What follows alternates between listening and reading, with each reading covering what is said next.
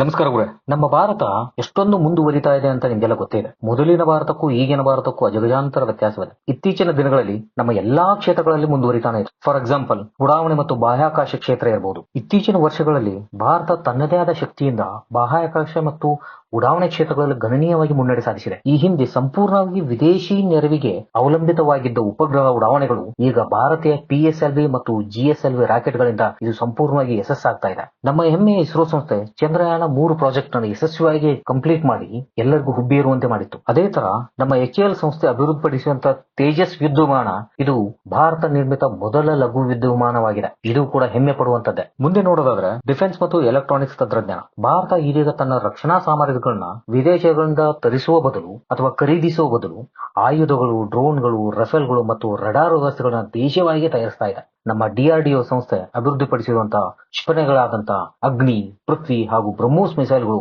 ಭಾರತವನ್ನ ಸ್ವಯಂ ಸಿದ್ಧ ರಾಷ್ಟ್ರವನ್ನಾಗಿ ಮಾಡಿದೆ. ಇದರ ಜೊತೆಗೆ electronic voting machine, Aadhaar biometric system ಹಾಗೂ UPI ಪಾವತಿ ಮಾಡುವಂತಹ ತಂತ್ರಜ್ಞಾನಗಳನ್ನ ಇಡೀ ವಿಶ್ವದಲ್ಲಿ ಪ್ರಥಮ ಸ್ಥಾನಕ್ಕೆ ತಲುಪಲು ಸಹಾಯ ಮಾಡಿದೆ. ಈ ಎಲ್ಲವೂ ಭಾರತೀಯ ಸಂಶೋಧನೆ ಮತ್ತು ಕ್ರಿಯಾತ್ಮಕತೆಯ ಫಲವಾಗಿದೆ. ಅದೇ ತರ ಡಿಜಿಟಲ್ ತಂತ್ರಜ್ಞಾನ ಮತ್ತು AI. ಡಿಜಿಟಲ್ ಇಂಡಿಯಾ ಅಭಿಯಾನದ ಪರಿಣಾಮವಾಗಿ ಇಂದು ಗ್ರಾಮೀಣ ಭಾಗಗಳಲ್ಲೂ ಸಹಿತ ಡಿಜಿಟಲ್ ಸೇವೆಗಳು ಲಭ್ಯವಾಗ್ತಾ ಇವೆ. ಯೂನಿಫೈಡ್ ಪೇಮೆಂಟ್ ಇಂಟರ್ಫೇಸ್ UPI ಎಂಬ ನವೀನ ತಂತ್ರಜ್ಞಾನದಿಂದ ಭಾರತ ಬ್ಯಾಂಕಿಂಗ್ ವ್ಯವಸ್ಥೆಗಳಲ್ಲಿ ಕ್ರಾಂತಿ ತಂದಿದೆ ಅಂತಾನೆ ಹೇಳ್ಬೋದು. ಇತರ ದೇಶಗಳು ನಮ್ಮ ಮಾದರಿಯನ್ನ ಅನುಸರಿಸೋಕೆ ಸಿದ್ಧವಾಗ್ತದೆ. AI ಮತ್ತು ಡೇಟಾ ಅನಾಲಿಟಿಕ್ಸ್ ಕ್ಷೇತ್ರಗಳಲ್ಲಿಯೂ ಸಹಿತ ಭಾರತ ತನ್ನದೇ ಆದ ಪ್ರಗತಿ ಮಾಡ್ತಾ ಇದೆ. ಭಾಷಾ ಅನುವಾದ, ಕೃಷಿ ವಿವರಗಳ ವಿಶ್ಲೇಷಣೆ, ಆರೋಗ್ಯ ಸೇವೆಗಳಲ್ಲಿ AI ಬಳಸುತ್ತಿದೆ. ಈ ಎಲ್ಲ ಯೋಜನೆಗಳು ಭಾರತೀಯ ಇಂಜಿನಿಯರ್ಗಳ ಹಾಗೂ ಸ್ಮಾರ್ಟ್ ಆಪ್ಗಳಿಂದ ರೂಪುಗೊಂಡಿವೆ. ಈ ಎಲ್ಲಾ ಕ್ಷೇತ್ರಗಳಲ್ಲಿ ನಮ್ಮ ಭಾರತ ಇಷ್ಟೊಂದು ಮುಂದುವರಿತಾ ಇದ್ರೂ ಸಹಿತ ಯಾಕೆ ಇನ್ನೂ ನಾವು ಜೆಟ್ ಎಂಜಿನ್ ಅನ್ನ ತಯಾರಿಸಕ್ಕಾಗಿಲ್ಲ?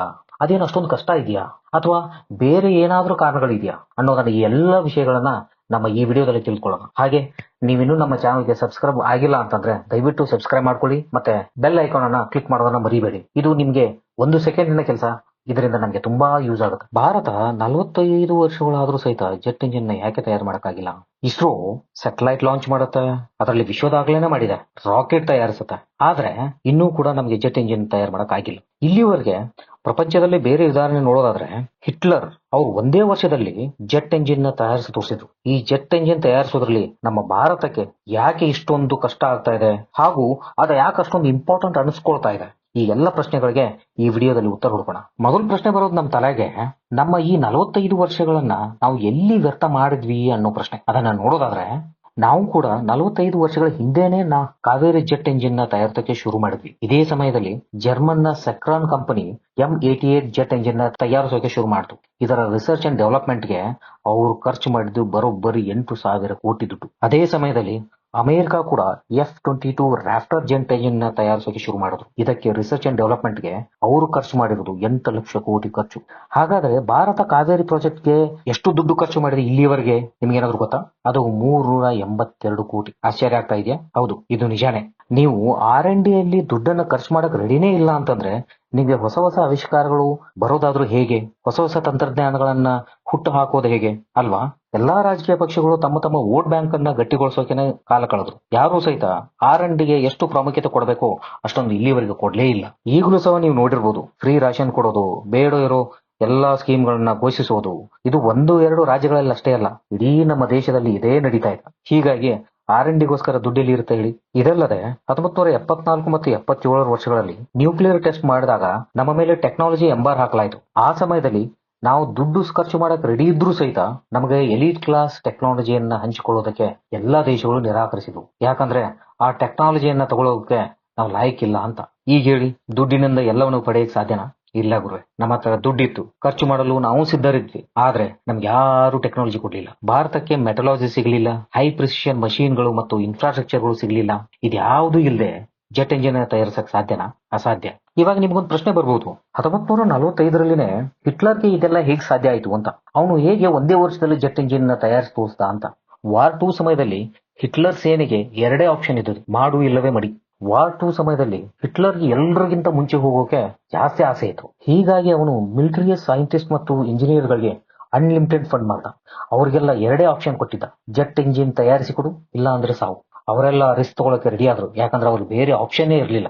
ಈ ಯುದ್ಧದ ಸಮಯದಲ್ಲಿ ಎಥಿಕ್ಸ್ ಆಗ್ಲಿ, ಮಾರಲ್ ಬೌಂಡ್ರೀಸ್ ಆಗ್ಲಿ ಎಲ್ಲವನ್ನ ಮುರಿದು ಅವರೆಲ್ಲ ಜೆಟ್ ಎಂಜಿನ್ ತಯಾರಿಸಿಕೊಟ್ರು. ಆದ್ರೆ ಈಗಿನ ಸಮಯದಲ್ಲಿ, ಈಗಿನ ದಿನಮಾನದಲ್ಲಿ ಇದೆಲ್ಲ ಮಾಡೋಕ್ ಸಾಧ್ಯನಾ? ಬಿಡ್ತಾರ ಬೇರೆ ದೇಶಗಳು ಅಥವಾ ನಮ್ಮ ದೇಶದವರೇ ಬಿಡ್ತಾರ ನಮಗೆ? ನಿಮ್ಗೆ ಇನ್ನೂ ಒಂದು ಪ್ರಶ್ನೆ ಬರ್ಬೋದಲ್ವಾ?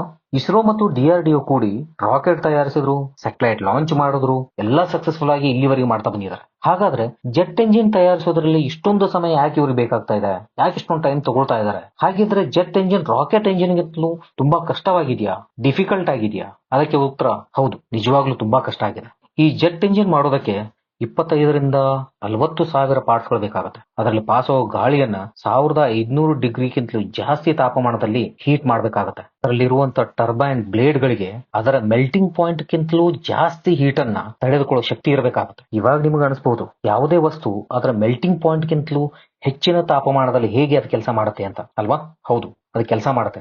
ಅದಕ್ಕೆ ಇದನ್ನ ಜೆಟ್ ಎಂಜಿನ್ ಇಷ್ಟೊಂದು ಕಷ್ಟ ಅಥವಾ ಡಿಫಿಕಲ್ಟ್ ಅಥವಾ ವಿಭಿನ್ನವಾಗಿದೆ ಅಂತ ಅನ್ಬೋದು. ಈ ಜೆಟ್ ಎಂಜಿನ್ ತಯಾರಿಸೋಕೆ ಆಗುವಂತ ತೊಂದರೆಗಳನ್ನ ನೋಡೋಕ್ಕಿಂತ ಮುಂಚೆ ಇದನ್ನ ತಿಳ್ಕೊಂಡ್ಮೇಲೆ ನಾನು ಹೇಳ್ತಾ ಇರೋದು ಪೂರ್ಣ ಪ್ರಮಾಣದಲ್ಲಿ ಅರ್ಥ ಆಗುತ್ತೆ. ಈ ಹಿಂದೆ ಹೇಳಿದಾಗೆ 1500 ಡಿಗ್ರಿ ಸೆಲ್ಸಿಯಸ್ ನ ಮೀರಿದ ತಾಪಮಾನವನ್ನ ಸಹಿಸಬಲ್ಲಂತ ಮಟೀರಿಯಲ್ಸ್ ಆಗಿರಬೇಕು, ಅತಿ ದಕ್ಷವಾದ ಟರ್ಬೈನ್ ಬ್ಲೇಡ್ಗಳು ಬೇಕು, ನಿಖರ ಗಾಳಿ ಹರಿವು ನಿಯಂತ್ರಣ ಮತ್ತು ಅತ್ಯುತ್ತಮ ಇಂಧನ ಬಳಕೆಯಾಗುವಂತ ಸಮರ್ಪಕ ಯೋಜನೆ ಆಗಿರಬೇಕು. ಇದೆಲ್ಲದಕ್ಕೆ ಭಾರತದಲ್ಲಿ ಏನೇನು ಸವಾಲುಗಳಿದೆ ಅಂತ ನೋಡೋಣ ಬನ್ನಿ. ಹೈ ಟೆಂಪರೇಚರ್ ಮಟೀರಿಯಲ್ ಸೈನ್ಸ್ ನಲ್ಲಿ ಮಾಸ್ಟರ್ ಭಾರತ ಇನ್ನೂ ಹೊಂದಿಲ್ಲ.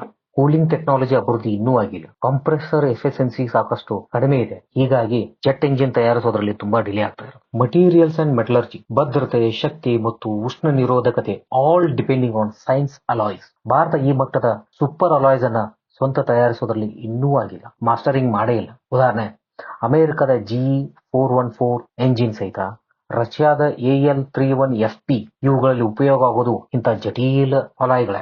ನೆಕ್ಸ್ಟ್ ನೋಡೋದಾದ್ರೆ ಪ್ರಿಸಿಷನ್ ಮ್ಯಾನುಫ್ಯಾಕ್ಚರಿಂಗ್. ಜೆಟ್ ಎಂಜಿನ್ ನಲ್ಲಿ ಒಂದೇ ಒಂದು ರಂಧ್ರ ಅಕ್ಷಮತೆ ಆದ್ರೆ ಇಂಜಿನ್ ನ ಎಂಟೈರ್ ಸಿಸ್ಟಮ್ ಕೊಲ್ಯಾಪ್ಸ್ ಆಗ್ಬಿಡುತ್ತೆ. ಭಾರತದಲ್ಲಿ ಅಂತ ಹೈ ಪ್ರಿಸಿಷನ್ ಮ್ಯಾನುಫ್ಯಾಕ್ಚರಿಂಗ್ ಟೂಲ್ ಮತ್ತು ಟೆಕ್ನಿಕ್ ಇನ್ನೂ ಜಾರಿಯಾಗಿಲ್ಲ ಅಥವಾ ಸಾಕಷ್ಟು ಮೆಚ್ಯೂರ್ಡ್ ಆಗಿಲ್ಲ. ಇನ್ನು ಎಲ್ಲದಕ್ಕೂ ಎಕ್ಸ್ಪೀರಿಯನ್ಸ್ ಬೇಕೇ ಬೇಕು. ಇದು ನಮ್ಮ ಭಾರತದಲ್ಲಿ ಕಡಿಮೆ ಇದೆ. Experience in ecosystem. Germany, America, ರಷ್ಯಾದಂತ ದೇಶಗಳು ಶತಮಾನಗಳಿಂದ ಇಂಜಿನ್ ನ ತಯಾರಿಕೆ ಮಾಡ್ತಾ ಬರ್ತಾ ಇದೆ. ಆದ್ರೆ ಭಾರತಕ್ಕೆ ಈ ಕ್ಷೇತ್ರದಲ್ಲಿ ಕೆಲವು ವರ್ಷಗಳ ಅನುಭವ ಇದೆ. ಉದ್ಯಮಗಳು, R&D ಸಂಸ್ಥೆಗಳು, ವಿದ್ಯಾನಿಲಯಗಳು ಈ ಒಟ್ಟಿಗೆ ಆಗಿ ಕೆಲಸ ಮಾಡಿದ್ರೆ ಇಂಥ ಇಕೋಸಿಸ್ಟಮ್ ನ ಭಾರತದಲ್ಲಿ ಬೆಳೆಸಿದ್ರೆ ಇದು ಮುಂದೆ ಆದ್ರೂ ಸಕ್ಸಸ್ಫುಲ್ ಆಗ್ಬಹುದು. ಬಟ್ ಈಗ ಇದು ಯಾವುದು ಮೆಚ್ಯೂರ್ಡ್ ಆಗಿಲ್ಲ. ಮುಂದಿನ ಸಮಸ್ಯೆ ನೋಡೋದಾದ್ರೆ DRDO ಮತ್ತು GTR ಯೋಜನೆಗಳು ವಿಫಲ. Gas turbine research establishment HAL ಸಂಯೋಗದಲ್ಲಿ ಕಾವೇರಿ ಎಂಜಿನ್ ಪ್ರಾಜೆಕ್ಟ್ ಆರಂಭ ಆಗಿತ್ತು. ಆದ್ರೆ ಈ ಯೋಜನೆ ಸಮಯದಲ್ಲಿ ಪೂರ್ಣ ಆಗಲಿಲ್ಲ, ಟೆಕ್ನಿಕಲ್ ಕೆಪಾಬಿಲಿಟಿ ತಲುಪಲಿಲ್ಲ, ಫೈಟರ್ ಜೆಟ್ ಇಂಟಿಗ್ರೇಷನ್ ಮಾಡಲು ಸಾಧ್ಯ ಆಗಲೇ ಇಲ್ಲ. ಇದು ಹೆಚ್ಚು ವೆಚ್ಚ ಮತ್ತು ಕಡಿಮೆ ಫಲಿತಾಂಶದ ಒಂದು ಪ್ರಾಜೆಕ್ಟ್ ಆಗಿತ್ತು. ನಮ್ಮ ಮುಂದಿನ ಸಮಸ್ಯೆ ಏನಪ್ಪಾ ಅಂತ ನೋಡೋದಾದ್ರೆ ಫಾರಿನ್ ರೆಸ್ಟ್ರಿಕ್ಷನ್ಸ್. ಆಧುನಿಕ ದೇಶಗಳು ತಮ್ಮ ಜೆಟ್ ಎಂಜಿನ್ ಟೆಕ್ನಾಲಜಿಯನ್ನ ಯಾರ ಜೊತೆ ಹಂಚಿಕೊಳ್ಳೇ ಇಲ್ಲ. ಹೀಗಾಗಿ ಟ್ರಾನ್ಸ್ಫರ್ ಆಫ್ ಟೆಕ್ನಾಲಜಿ ಇಲ್ಲದೆ ನಾವು ಇದನ್ನ ಸಕ್ಸಸ್ ಮಾಡೋದು ತುಂಬಾ ಕಷ್ಟ. ಮುಂದಿನ ಸಮಸ್ಯೆ ವಿದ್ಯಾವಂತರ ಕೊರತೆ ಮತ್ತು ರಿಸರ್ಚ್ ಗಾಗಿ ಹೂಡಿಕೆನೂ ಕಡಿಮೆ ಇದೆ. ಇಂಡಿಯಾದಲ್ಲಿ ಏರೋಸ್ಪೇಸ್ ಇಂಜಿನಿಯರಿಂಗ್ ನಲ್ಲಿ ಪರಿಣಿತ ಹೊಂದುವಂತ ಜನಶಕ್ತಿ, ಅದರ ಮೇಲೆ ನಿಧಿ ಹೂಡಿಕೆ ಮತ್ತು ಪರ್ಸೆಂಟೇಜ್ ಗೌರ್ಮೆಂಟ್ ಸಪೋರ್ಟ್ ತುಂಬಾ ಕಡಿಮೆ ಇದೆ. ಫೈನಲ್ ಆಗಿ ನಮ್ಗೆ ಆಶಾಭಾವ ಏನು ಅಂತಂದ್ರೆ DRDO ಮತ್ತು GTR ಕಾವೇರಿ 2.0 ಯೋಜನೆಯನ್ನ ಪ್ರಾರಂಭಿಸಿ ಫ್ರಾನ್ಸ್ ನ ಸಫ್ರಾನ್ ಸಂಯೋಗದಲ್ಲಿ ಹೊಸ ಎಂಜಿನ್ ಡೆವಲಪ್ ಮಾಡೋದ್ರ ಬಗ್ಗೆ ಕೆಲಸ ನಡೀತಾ ಇದೆ. ಹೀಗಾಗಿ ಭಾರತಕ್ಕೆ ಜೆಟ್ ಎಂಜಿನ್ ತಯಾರಿಸೋದು ಸಾಧ್ಯನೇ ಇಲ್ಲ ಅಂತಲ್ಲ. ಇದಕ್ಕೆ ಕಾಲ ಬೇಕು, ಜ್ಞಾನ ಬೇಕು ಮತ್ತು ಅನುಭವ ಬೇಕು. ಇದು ಒಂಥರ ಪರ್ವತ ಏರಿದಂತೆ. ಆದ್ರೆ ಅದು ಸಾಧ್ಯವಿಲ್ಲ ಅಂತಲ್ಲ. ದಿನ ಅದೇ ಪ್ರಯತ್ನದಲ್ಲಿದೆ. ಒಂದಿಲ್ಲ ಒಂದು ದಿನ ಅದನ್ನ ಹತ್ತೀವಿ, ನಮ್ಮ ಧ್ವಜವನ್ನ ನೆಡ್ತೀವಿ ಅಂತ ಹೇಳ್ತಾ ನಮ್ಮ ಈ ವಿಡಿಯೋನ ಮುಗಿಸ್ತಾ ಇದ್ದೀನಿ. ಈ ವಿಡಿಯೋ ನಿಮ್ಗೆ ಇಷ್ಟವಾದ್ರೆ ಶೇರ್ ಮಾಡಿ, ಲೈಕ್ ಮಾಡಿ ಮತ್ತೆ ನಿಮ್ಮ ಗೆಳೆಯರ ಜೊತೆ ಹಂಚಿಕೊಳ್ಳಿ. ನಮಸ್ಕಾರ ಗುರುಗಳೇ.